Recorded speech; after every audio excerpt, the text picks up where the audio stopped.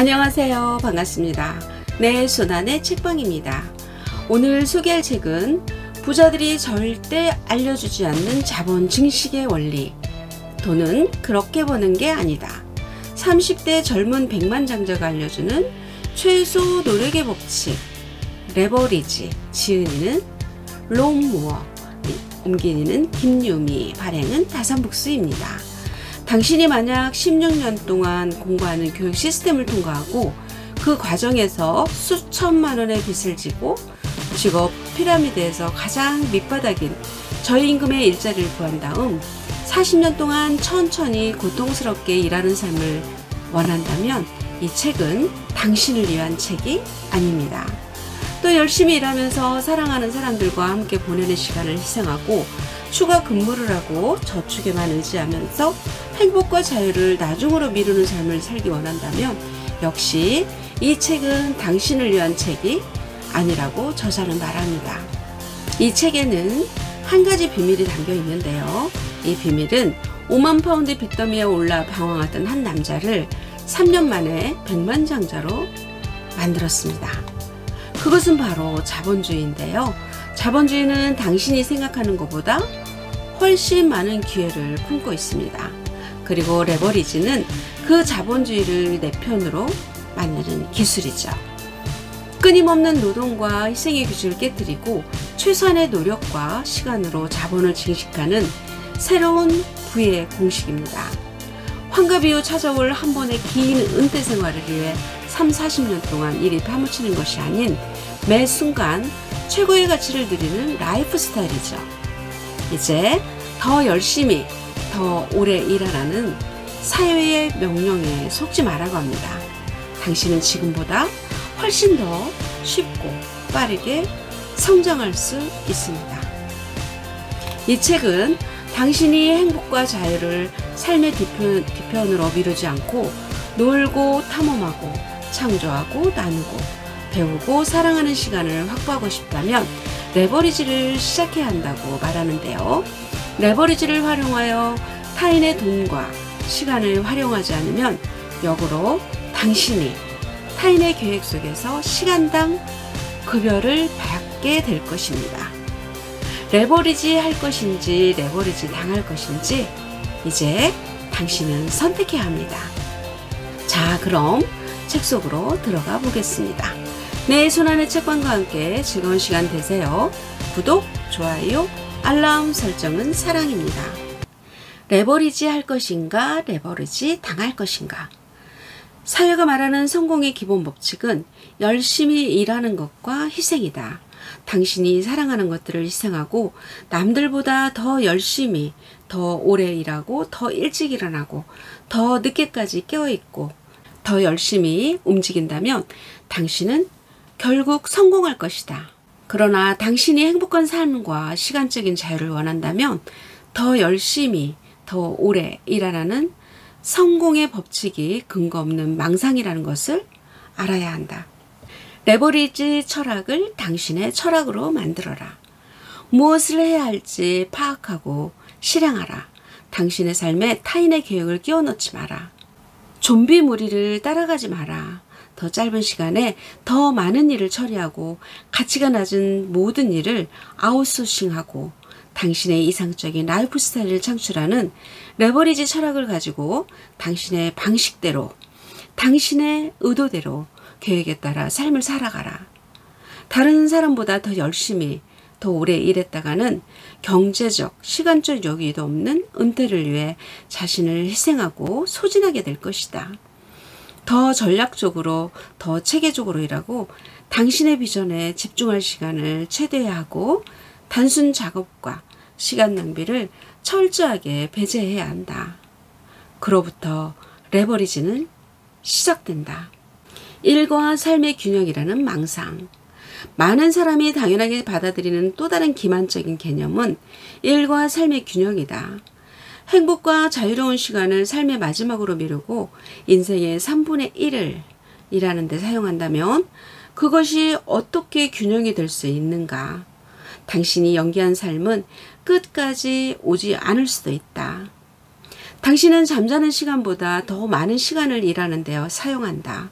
놀고 탐험하고 창조하고 나누고 배우고 사랑하는 시간을 모두 합한 것보다 더 많은 시간을 일하는 데 사용한다. 그것은 균형이 아니라 스스로 부여한 노예의 삶이다. 당신은 자녀가 그런 삶을 사는 것을 원치 않을 것이다. 그런데도 왜 당신은 스스로 그런 삶을 받아들이는가? 주말에 하고 싶은 일을 하기 위해 일주일 내내 자신을 희생하는 것이 어떻게 균형이 될 수 있는가? 오랜 시간 동안 싫어하는 일을 하고 짧은 시간 동안 좋아하는 일을 하는 것이 어떻게 균형이 될 수 있는가? 시계추는 중간에 머물지 않는다. 궤종시계에 달린 추는 양쪽으로 움직인다. 중앙에 멈추지 않는다. 한쪽 끝에서 다른 한쪽 끝으로 움직이는데 대부분의 시간을 사용한다. 이것이 일과 삶의 균형이 작동하는 방식이다. 당신은 시계추가 중앙에 머무기를 기대하지만 그것은 터무니없는 망상이다. 억지로 시계추를 한쪽 끝에 머물게 하면 당신은 가정 또는 직장에서 원하는 만큼의 시간을 보내지 못한다. 이것이 시간이 작동하는 방식이다. 동일한 시간과 동일한 균형은 없다. 집중 또는 망각, 성장 또는 쇠퇴, 정복 또는 실패처럼 극단적인 형태로 나타난다. 그러나 자신의 삶을 통제하는 사람들은 이러한 규칙을 극복할 수 있다. 그들은 더 나은 방식을 알고 있다. 성공을 이룬 사람은 일과 삶의 균형을 이야기하지 않는다. 그보다 더 큰 비전이 그들을 이끌기 때문이다. 성공했다고 해서 항상 좋아하는 일만 하는 것도 아니다. 그저 그 일이 단기적으로는 고통을 준다고 해도 해야만 하는 일이라는 것을 직관적으로 느끼고 시계추의 움직임과 함께 흘러갈 뿐이다. 복리의 법칙. 돈은 돈을 끌어들인다. 알버트 아인슈타인은 복리의 법칙을 세계 8대 불가사의라고 불렀다. 골프를 치면서 약간의 돈 내기를 하는 경우를 생각해보자. 첫 홀은 1,000원을 걸고 그 다음 홀마다 거는 돈을 2번씩 늘린다고 하면 언뜻 보기에는 별로 큰 금액이 걸림판이 아닌 것처럼 보인다. 그러나 각 홀마다 돈이 2배로 늘어나면 9홀에서는 25만 6천원이 된다. 사실 이건 아무것도 아니다. 15호 홀을 돌면 1638만 4천원이 된다. 복리 효과로 인해 적은 돈이 엄청나게 큰 돈으로 늘어난다. 18호를 돌면 내기 금액은 1억 3,107만 2천원이 된다. 기업의 매출도 같은 방식으로 작동한다. 브랜드 평판이나 지식의 습득도 같은 방식으로 작동한다. 그리고 가장 중요한 것은 뒤에 숨어서 모든 것을 조종하는 시간 역시 같은 방식으로 작동한다는 것이다. 연못에 떠있는 수련도 마치 복리의 법칙을 따르는 것처럼 보인다. 수련은 매일매일 전날 덮었던 수면의 2배를 덮는다. 처음 며칠 동안은 별로 큰 면적을 차지하지 않는 것처럼 보이지만 30일 후에는 연못이나 호수의 수면 전체를 덮는다. 복리의 법칙으로 최대의 레버리지를 얻으려면 가능한 한 장기적인 관점을 가져야 한다. 시간 단위로 생각하는 사람들은 시간당 임금을 받고 그 돈을 소비한다. 일 단위로 생각하는 사람들은 주 단위로 생각하는 관리자에게 고용되어 그가 부여한 역할을 수행한다. 월 단위로 생각하는 관리자들은 최고 경영자들이 기획한 연 단위 계획을 수행한다. 최고 경영자들은 기업주가 3, 4년 이후를 생각하며 만들어낸 비전을 수행한다. 기업주들은 수십 년 앞을 내다보는 선견지명이 있는 사회적 리더들에게 영감을 받고 사회적 리더들은 다음 세대를 내다보는 현자들에게서 영감을 받는다. 이처럼 비전의 규모와 범위는 시간을 조망하는 시선과 비례한다. 1961년 5월 25일 케네디 대통령은 국회 특별합동회의에서 10년 내에 미국인을 달에 안전하게 착륙시키겠다는 획기적이고 야심찬 목표를 발표했다. 그리고 1969년 7월 20일 20시 18분 닐 암스트롱과 버즈 올드린은 케네디 대통령이 10년 전에 세운 계획을 실현했다. 최종적으로 이뤄낸 것은 두 우주 비행사였지만 계획을 궤도에 올린 것은 케네디의 비전과 장기적인 시각이었다. 미켈란젤로는 시스티나 성당의 천장에 그림을 완성하기까지 4년이 걸렸다. 세밀화가 피터 리치스가 인형의 집을 완성하는 데는 15년이 걸렸다. 10개의 작은 방, 응접실, 그랜드 피아노가 있는 음악실, 당구대가 있는 게임 룸, 한 권씩 따로 만든 1000권의 책이 꽂혀있는 도서관으로 구성된 인형의 집은 약 7천만 원에 팔렸다. 이집트 카이로에 있는 기자 피라미드는 짓는데 20년이 걸렸을 것으로 추정된다. 베르사유 궁전은 50년에 걸쳐서 완성되었다. 이처럼 장기적인 관점, 장기적인 전망은 더 짧은 시간에 더 많은 것을 성취하는 데 있어서 필수적인 요소이다. 당신이 나중에 열심히 일하지 않기 위해 지금 열심히 일해야 한다면 시간과 성과는 반비례할 것이다. 당신은 처음에 가장 낮은 성과를 얻기 위해 가장 열심히 일해야 한다. 이것은 공정해 보이지 않는다. 그러나 시간은 원래 공정하지 않다. 성과와 비례하지도 않는다. 그러나 마지막에 당신은 가장 적게 일하고 가장 높은 수준의 일을 수행하게 되고 성과는 복리 효과로 증가할 것이다. 그러나 이건 역시 공정해 보이지 않는다. 처음에 가장 많은 일을 하면서 가장 적은 성과를 얻는 일은 거부하고 가장 적게 일하고 가장 큰 성과를 얻는 일만 찾아다니는 것은 어리석은 태도다. 그런 사람들은 복리 효과가 빨리 나타날 것 같은 일을 따라간다. 그들은 어떤 일을 뿌리를 내리기도 전에 포기한다. 포기하고 다시 시작하고 포기하고 또 다시 시작하는 과정을 반복한다. 이렇게 되면 복리 효과로 불어나는 것은 고통과 불행, 낮은 자존감뿐이다. 그들은 일이 잘못되면 남을 탓하고 불평하고 좌절할 것이다. 이것은 레버리지가 아니다.